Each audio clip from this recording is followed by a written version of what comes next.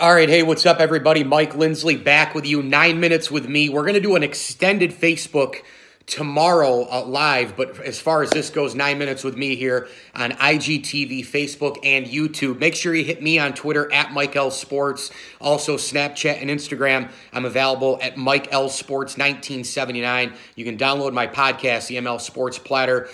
Go download, subscribe at Spotify, Apple Podcasts, Google Podcasts, and wherever else your podcasts are found. While you're there, make sure you leave feedback and rate it. It'll take a couple of seconds. It really helps grow everything. And we hit 75,000 listens this morning, so let's keep it rolling. This video brought to you by Main Street host Brian Conboy of Mass Mutual, New York State, and our great friends at Rosie's Corner, just off the Bartell Road exit in Brewerton. You're in and around Central New York. This place is tremendous. You get pizza, wings, featured foods during the week like haddock on Fridays or chicken and biscuits or pork earlier in the week. And don't forget about the ML Sports Platter special. Every single NFL game day, we only have 2 more left, right? Conference Championship Sunday this weekend, and of course Super Bowl Sunday. You spend $40. That's it. You get a large one-topping pizza, 24 wings, a large chef salad, and a 2-liter of soda. Wow. You can feed the army with that. Okay, let's get into the next 8 minutes or so. The ACC power rankings. I want to kind of go into it, and all I can think of as I start this video is my good buddy Anish Shroff of ESPN tweeting out after Syracuse beat Duke on Monday night, the ACC no longer makes sense. He also had the Pittsburgh game where they hosted Florida State and beat the Seminoles pretty handily. So, and Syracuse, ironically, hosts Pittsburgh this Saturday. So I just keep coming back to that tweet. You know, the ACC no longer makes sense. So let's try to make sense of it, right? Let's get into the power rankings. I'm going to go best team, second, third, fourth, and then fifth best team, and then kind of get into the rest of the conference in terms of a State of the Union. Look, I still think, and I know Duke lost to Syracuse, I still think they're the best team in the ACC. I really do. And when Trey Jones gets healthy, when Cam Reddish isn't sick before a game, I think when all their pieces are there, I think they're the best team in the country. Duke is committed to the defensive side of the basketball as well. Their only 2 losses are to Gonzaga and then at home to Syracuse without Trey Jones and Cam Reddish. Now, look, I'm not taking anything away from Syracuse at all. It was an amazing road win. It was a game they had to have to make up for Georgia Tech and Old Dominion losses at home. But that Duke game was totally changed when Trey Jones went down, collided with Frank Howard. He goes out of the game with a bum shoulder, and they're just completely different defensively. They can't come up and pressure the basketball. They can't move around from a tempo standpoint offensively. There's a lot of guesswork without the point guard in there for Duke. He's an extremely important player. Now, look, Cam Reddish and R.J. Barrett and Zion Williamson get all the highlight films and all the accolades, but Trey Jones is the most important player to that Duke team. So I still think they're the best team in the ACC.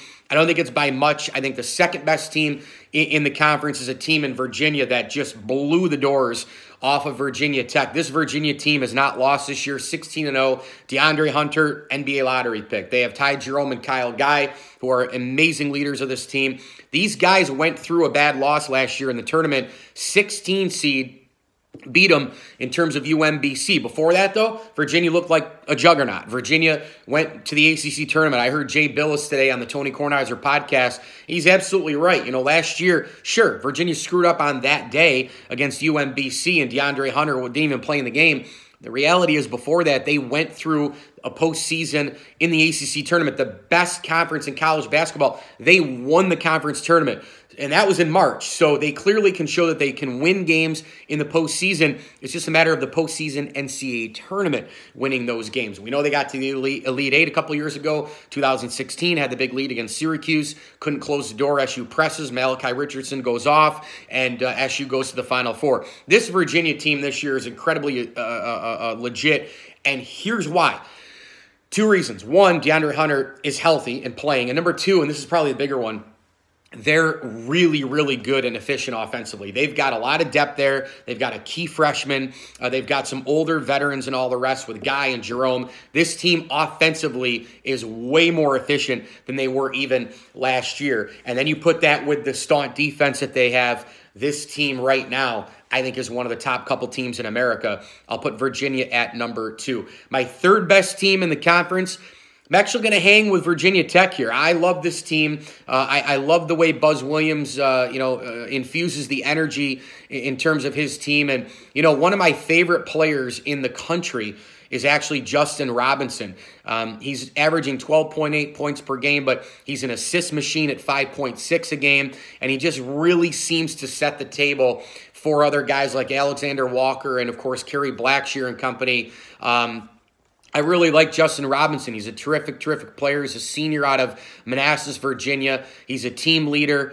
He's a guy who can step out once in a while and make a key three-pointer. Does a great job getting to the basket when he needs to. I like the Hokies. I like them a lot. I just think they ran into a better team in Virginia last night. So let's peg Virginia Tech in there at number 3. My fourth best team in the ACC, well, I think I'm going to have to lean towards NC State right now. Florida State, the last couple of games, they got whitewashed by Pittsburgh, and they lost to Duke at home. Now, granted, Duke made a buzzer-beater type of shot, and that one went down to the wire, but Florida State going up against one of the upper echelon teams in the conference, and then another team in Pittsburgh that seems to be probably right around a little bit above middle of the pack in the conference. They didn't win either game. I think you got to get one there, to prove that you're up there, that you're with Virginia, you're with Carolina, you're with Virginia Tech, you're with Duke. You got to win at least one of those. They didn't. And so for that reason, I'm going to put NC State, a team that's 17 in the country currently. This is a team that's 14-3. This is a team that plays both sides of the floor, and a team that, while they lost, while they lost to Wake Forest, they did come back in that game, only lost by 4 points. That was a nice win for Wake, and again, one that NC State doesn't want to see again in the not-too-distant future in terms of getting beat like that. I do realize that they lost to Wake, but I think this is a very, very good basketball team. Their losses now this year, at Wisconsin, nothing to sneeze at, and at Wake Forest, and against North Carolina. So this is still a very, very good team in terms of NC State, and you've got to love the 4 players they've got in double figures right now: Markel Johnson, Torrin Dorn, C.J. Bryce, and Devon Daniels. So, and they rebound the basketball well. They shoot the 3. They're a good defensive team. I think the Wolfpack is the 4th best team in the ACC.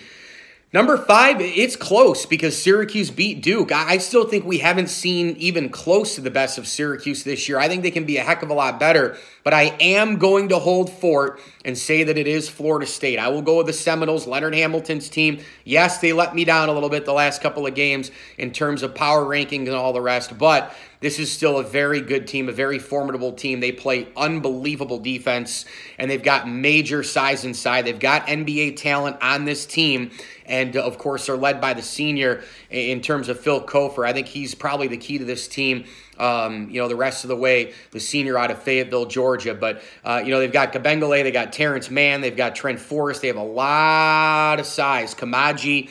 This is a very, very good Florida State team. The thing with Florida State, though, is that late in games, discipline and mistakes, Florida State gets really reckless at the end of games. You saw that last year with the Final Four game on the line against Michigan, where the fouling and all the rest of it didn't really take place, and Leonard Hamilton tried to defend it. That's where Florida State, in the end, they need to get that basketball IQ improved. So I'll go Duke, Virginia, Virginia Tech, NC State, Florida State, and just outside of that, I'd look at maybe a Syracuse in there as the 5A. Thanks for watching 9 Minutes with me, Mike Lindsley. We're brought to you by Brian Conboy, Mass Mutual, New York State, Rosie's Corner, and Timberbanks Golf Club. As I always tell you, enjoy the games.